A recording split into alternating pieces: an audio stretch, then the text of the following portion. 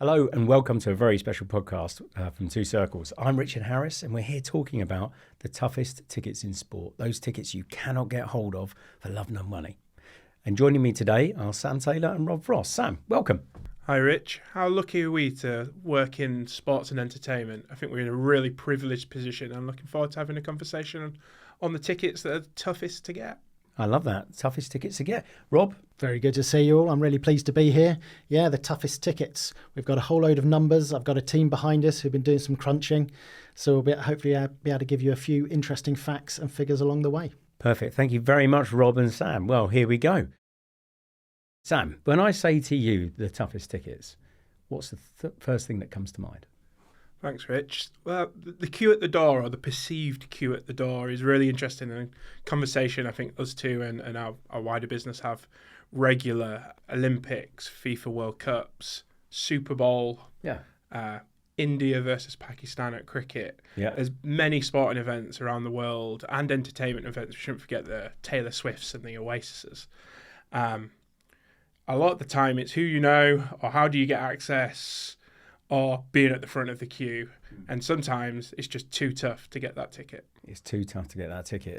And look, Rob, we could list off lots of events and we probably will. You know, we want to try and land on a top 4 or 5 ideally, but we could go in loads of different directions in this. Rob, from your perspective, having researched this, looked into this, what should we be thinking about when we're thinking about how to classify or put together that list? Well, there's multiple different things that we can be looking at. Simply the search volume, how many people are interested, what's the availability, what's the size of the stadium, how often it takes place, and then there's factors about the event itself. Is it your team that's competing, or are you just going to try and see individuals? So we have put together some criteria to try and narrow this down. Of course, we go anywhere. Is Ipswich Town on that list? Ipswich Town aren't on that I should list. say Rob is an Ipswich Town fan and struggling to get tickets this year. So is that the biggest or toughest this year? In my world, it certainly is. It is, okay. Right. I haven't been all season. I'm sure all the listeners are full of Ipswich Town anecdotes as well this year. But Rob, let's understand. What do you mean by that criteria, that list that kind of helps us determine what should be in or out? Right, yeah. So we've come up with a selection of rules to make sure that we're talking about the same events and to pick out any that will be a little unfair. So the first rule is that the tickets have to be available to the general public. So this rules out the likes of the AFL final in Australia, where you have to be affiliated with a club in order to be able to get a ticket. The tickets don't go on sale to the general public. We also want to have events that do have global reach. So, for example, the biathlon, extremely popular, but only in certain areas within Northern Europe. Brutal. We're ruling out a couple of populations there, but that's okay, Rob. Don't worry about it. Well, it gets stricter. We are also going to rule out events which rotate between different countries. My top 5 just gone. Yeah, brutal. Again. Champions League final out. That's gone. Olympics out. No World Cup, no Olympics. No World Cup. Come on, Rob. This is brutal, isn't it? Come on. We want to have these great events. Why can't we have them, Rob? We didn't want to be trying to get a ticket to Qatar for the World Cup with trying to get to the Olympics in France. They're just not two comparable events. Volumes of tickets, ease of transport. Okay. So many other factors actually play into this. So we're trying to find a nice, clean, simple criteria to assess these through. Exactly. We want recurring events and general tickets. So we are not talking about hospitality tickets, not having that hotel view on the Champs-Elysees as the Tour de France comes in. It is general sale tickets. So that's the criteria we've been dealt. So one of the first ones, obviously we speak about the Masters. The Masters is a very, very unique event, incredibly special event. And to get to is, I think, well, for golf fans, we know it's up there as the bucket list event to get to. Almost the golden ticket of toughest tickets to go and get. What kind of makes the Masters special? What is it about the Masters that we know is so difficult to get to or so tough to get hold of? Well, primarily, you need to be a badge holder. A badge holder? You need to actually be a member in order to be able to get tickets. Yeah. There is also a lottery. Okay. And every golf fan that wants to go will every year put in that lottery. And then most years they will receive an email back saying, thank you very much for applying, but I'm afraid all tickets have been sold. Blimey. Okay, so that's tough to get to Augusta. Exactly. Then you could compare that to some others. for example, the Super Bowl, the big one everyone thinks of, that big bucket list competition, if your team is actually competing, then you stand more of a chance. So if you're a season ticket holder, you should be able to get hold of a ticket. If not, then it does come down to being able to get a resale ticket, which technically they're not allowed to resell them. Which is amazing, right? Because we know in North America that resale market is phenomenal. And actually it's interesting because from a perception of the market, you often see the prices that are charged for those tickets, especially on secondary, like almost a badge of honour how big those prices get, which, we see that, Sam, don't we? When you see a big price on a secondary market, often we know it means everyone's trying to get there, right? And it can even be a badge of honour for some rights holders, that secondary price point. Yeah. It labels how in demand your event is. I think we've touched on 2 events so far. What's interesting is Super Bowl a sports event? Is it an entertainment event? It kind of bridges across both topics now. And very different though. Augusta, every year, same event, people want to come back and back and back. Super Bowl, just because of the way in which the NFL plays out, it's usually different teams every year. Even though you don't know who's playing, people plan ahead and want to be there, and then you get that late surge of demand. The fandom that you see within the NFL for each of the respective teams is huge, which probably indicates why price points surge so high as you get closer to the fixture, because everyone wants to be there to support their team or to see the music act that's on the pitch at the halftime show. I think it's got that amazing combination of sport and entertainment, clearly, but then you've got obviously that supply of tickets, which it's usually in a 60 to 80 or 90,000 seat bowl, but you've got demand outstripping supply, which is obviously one of the big criteria we've got within there. And Rob, do we have any stats around Super Bowl that kind of indicates that that's one of the big reasons why they're so tough? Because we know the business model is hard, because unless you're a season ticket holder of one of the competing clubs or you're part of the league or part of one of the franchises that gets access to those tickets, you're frozen out, right? You can't get in there. Yep, it is estimated that there is only 80 or 90 tickets. That's 80 or 90, that's it. 80 or 90 that are actually become available to the general public. That is out of, depending on the venue, approximately 80,000 tickets. Amazing. And because of that demand, that reduces it to a 0.1% chance of actually getting a ticket. You have to be pretty dedicated and keep working at it in order to get one. Okay, that's 2 pretty decent benchmarks that we've got within there already to look at. One of the other ones that I'm going to chuck out there, because obviously Super Bowl does rotate. It rotates from city to city, obviously depending on the host, but still within that country. If we think about something that doesn't rotate and is always in the same venue, and I know from my own experience having worked around it and sort of been lucky enough to attend, what about the men's final at Wimbledon? How do we feel about that?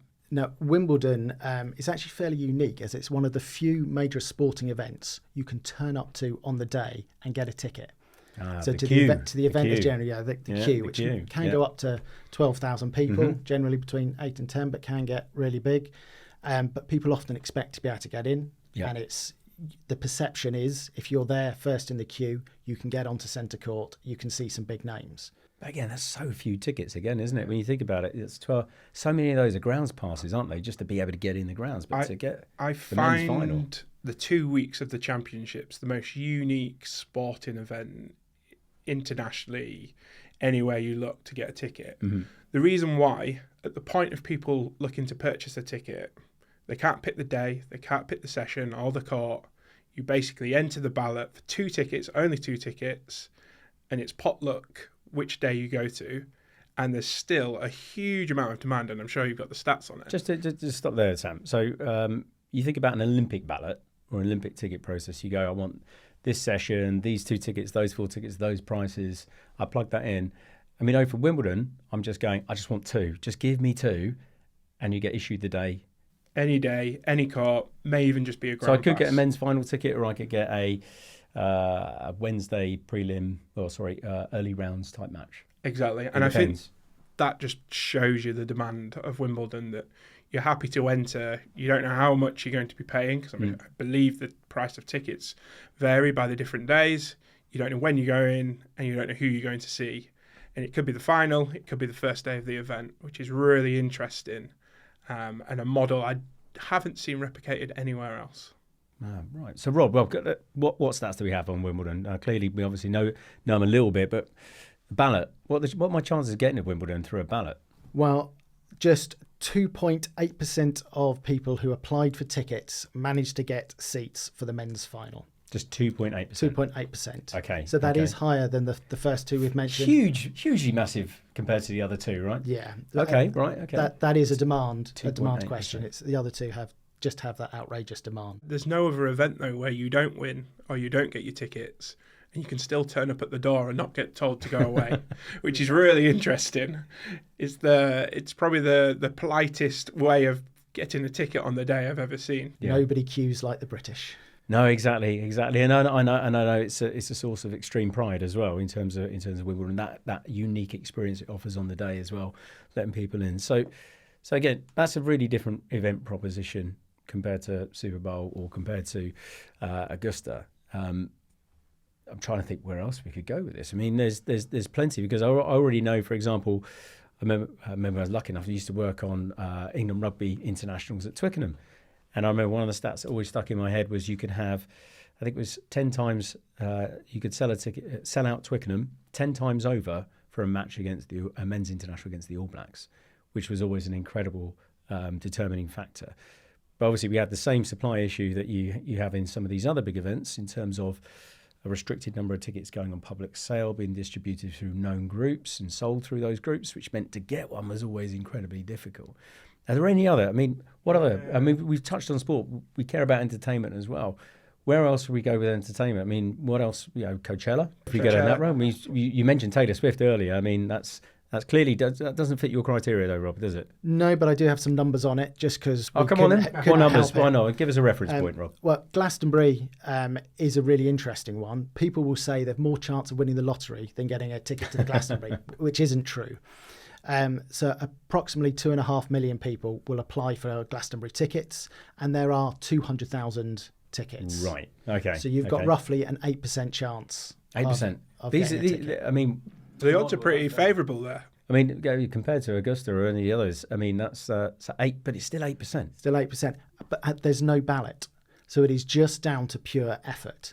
And they have no intention of currently putting a ballot in place. Yeah, I read about that, and it's often one of those things you wonder about, because I know benefits of doing ballots are you can, from a revenue perspective, you can maximise the amount of ticket sales you have come in based on what people apply for, or if they're willing to take a different ticket or a different event. But for Glastonbury, no ballot. When we know there's all sorts of challenge about who's as we say, a good actor, i.e. somebody with the intention of wanting to come, or a bad actor, somebody who's looking to perhaps do something we don't want you to do with your ticket. So why do we think they're not doing a ballot if they've got that kind of demand? I think Glastonbury, obviously, you need to register before you purchase. Yeah. So the data play still exists, but in a different format. It's probably one of the only events, bar a final, where everyone wants the same product or a similar type of product. Everyone's coming in, versus an Olympics or a Football World Cup, which you see use ballots regular. They're picking certain teams, certain days, certain stadiums. Yeah. Glastonbury is just one model. You want to be there for the weekend, see every act, camp out, which is probably one of the reasons why. And then I remember reading an article probably 6 months ago. They're really proud of the real fans getting the tickets, and they believe the real fans will make the most effort to get to the front of the queue, whether that's through multiple devices, logging on, registering early, every friend, every family member they know, also trying to get in the queue for a ticket. It's a really interesting. You're absolutely right. There was Emily Evis was asked last year, why aren't you making this fairer? And she said it's not about being fair. It's about the people who want to come getting there. It's not something to tick off your bucket list. They want people who've worked hard to get there and will make the event exactly what it is. I love that kind of sense of it. Worked hard to get there, so we're getting to those real kind of fans. That's what we're really talking about in the context of Glastonbury. Okay, so Glastonbury's an 8%.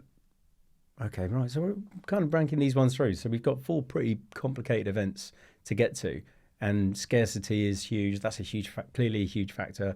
Access is clearly a factor determining how many people get in through the front door, as you kind of said at the start there, Sam. But if we think broader than that, so if we've got those 4, where else do we go next? Because we've kind of ruled a few out. And one of the ones that jumps out to my mind is if you think about English Premier League football. like getting in. That's such a hard one. What do we think about that? I mean, clearly you've got huge season ticket renewals and high percentages of that around Premier League football and around those clubs. I mean, we joke about Ipswich Town. And I don't mean it any disrespect at all. But, when Ipswich were in League One, I'm assuming it was far easier for you as a fan to get a ticket than it is now. On a rainy Tuesday night, I'll be going away to Rotherham and watching them, no team having scored for the last 5 games. Magic. But now, because I don't live there and I have to be picky and choosy about when I go down to Ipswich, I just can't get a ticket. And of course, if you go to away games, you pick up those vital points to help you get tickets for the big games. So fans will just buy up every away ticket, whether they're able to go or not. Yeah. So it becomes very, very difficult. Ipswich actually capped the number of season tickets they were going to sell at, I believe it was 21,000, so they could keep some tickets for general sale, because they realised they didn't want every ticket to go. So they actually had one of the highest sales of season tickets in the Premiership. So there we go. Who'd have thought in this context that we talk about Ipswich Town? But we are, and we're proud to be talking about Ipswich Town, obviously. But where else can we go with this, Sam? You think about. I mean, if you go even more global, you've got the Tokyo Grand Sumo final, which obviously we're all huge fans of. But again, we know is one of the hardest tickets to go and get hold of. And we know about college football playoffs in the States. I mean, that's some sensational crowds that they kind of attract within there. Or,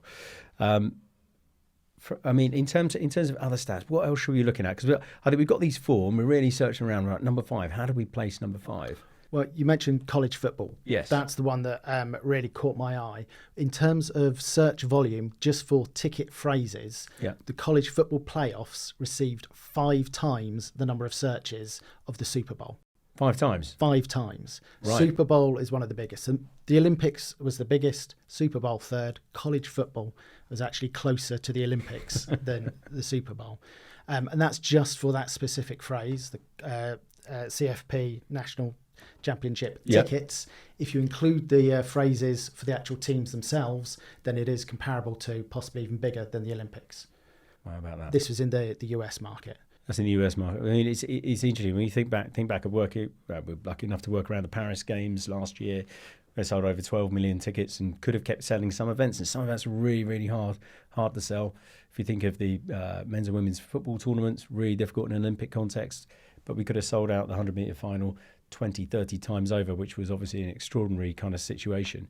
And you're saying college football bigger than all of that as well in terms of search volume? In terms of search volume, it's the attainability factor. Right. So actually, for search volume for the Masters is much lower for tickets, simply because people don't expect to be able to go. Whereas college football, you think you're going to be able to get a ticket. You've got a much greater chance, especially as they increase the formats, they increase the number of games that were going on. Whereas Super Bowl is just a single event, much harder to get to. People don't think they're going to get that ticket. So it's perception really plays into it. Perception's huge in this, right? In terms of whether I try, whether I throw my hat in the ring or really try and get there. Sam, you mentioned it earlier. We talk about perception. Perception of sellout's almost half the trick, right? If you're trying to sell an event. Yeah, it's a really interesting point, that perceived queue at the door or real chance of purchasing a ticket, and the events that have been going for a long time build this scarcity into their marketing and into their brand that you just don't think you can get a ticket. Wimbledon's a great example again. The queue itself is the best marketing tool to show people are willing to stand in the rain or the sun, hopefully sometimes, to get in on court. The supply versus demand is a really interesting point as well. And that comes down to the smaller the size of the stadia or the venue that's being used. Glastonbury is obviously a huge facility, whereas I was trying to think, as the discussion was going on there, what's happening outside the UK, what's happening outside the US. And my own love, rugby league, I'm sure State of Origin in Australia, the demand will probably be significant. And then I looped back round to cricket as well. IPL, I think, is second only to the NFL in terms of viewership and interest on many different engagement metrics. And that's really interesting to see. And probably there's less data to show the actual demand. I know I'm breaking the rule a little bit here, Rob. Cricket World Cup 19, when it was in the UK, India versus Pakistan was 45 times oversubscribed. 45 times. Dwarfs even the Olympics and the NFL and a few other talking points we've just had. Some of that, though, comes down to the venue size that Lords, for example, is 25, 30,000, whereas Olympic stadiums, football stadiums, American football stadiums are 70, 80, 90,000. So how do you balance the supply versus demand to enable as many fans as possible to experience that live product? Okay, guys, so considering other events that could be on that list that we may have to discount or not, one of the things I was thinking around was if you think back to the Women's Euros in 2022 and what an extraordinary event that was in terms of setting new attendance records, new ticket sales records, and then the effect it had on the WSL with Arsenal women now moving all their fixtures to the Emirates and selling out and now setting new expectations within there.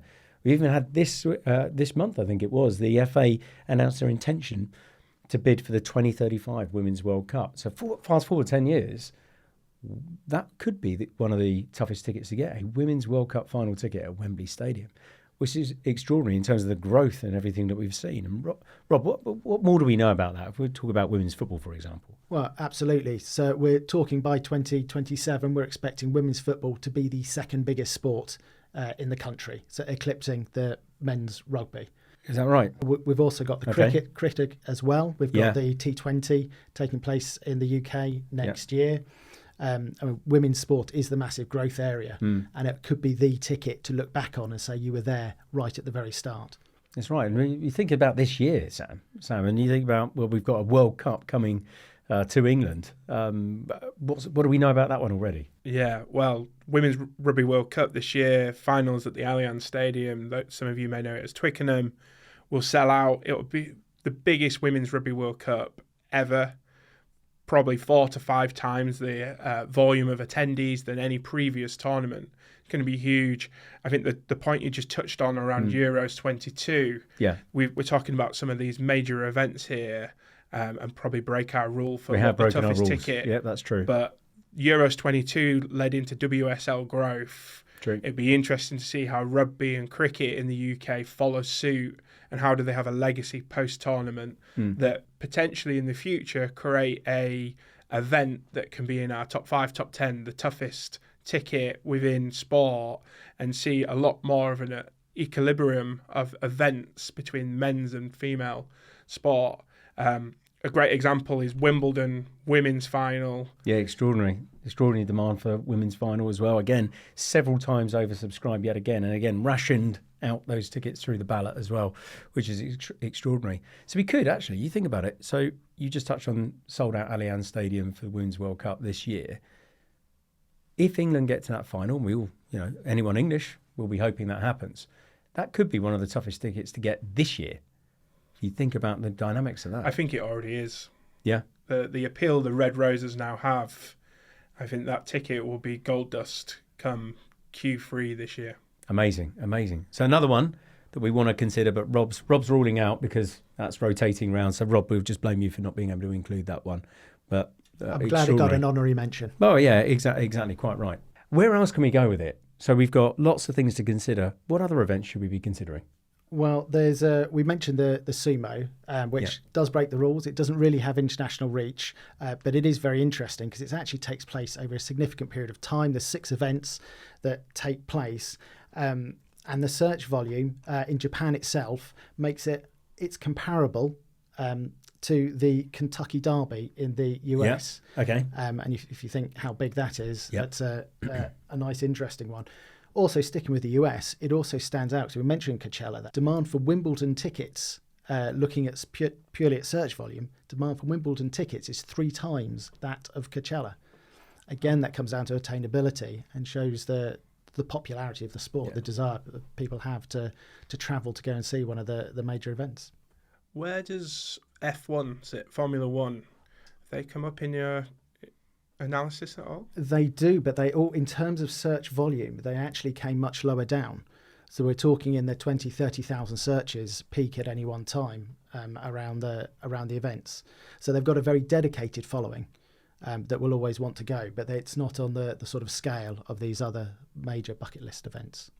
That's probably the perception versus the supply playing out, that people know they can get a ticket if they want to go, if they pay the right price point. Well, guys, we got there. We've got 4. And Rob, let's have a recap. The top 4 we have. The top 4 that we've got the Super Bowl. It is the hardest, that bucket list event that everybody wants to get to, where tickets are so scarce. Then, of course, we have the Masters, where that lottery is so small and so many fans find themselves disappointed, but are so happy when they get to walk amongst those green jackets. Then Glastonbury, because it touches so many people with such a wide number trying to get there. And then, of course, the coveted final at Wimbledon. Well, look, from my perspective, Rob, Sam, we could keep doing this and keep going around in this. And I hope everybody else who's listening is going, well, I think that should be on the list or not. That's fine. That's what this is about. This is a discussion and a debate based on some incredible sport that's going to be happening over the next few weeks. So, guys, thank you very, very much for joining me. We'll be back again very soon on Two Circles Podcast. But for me, Richard Harris, Rob and Sam, we'll see you soon.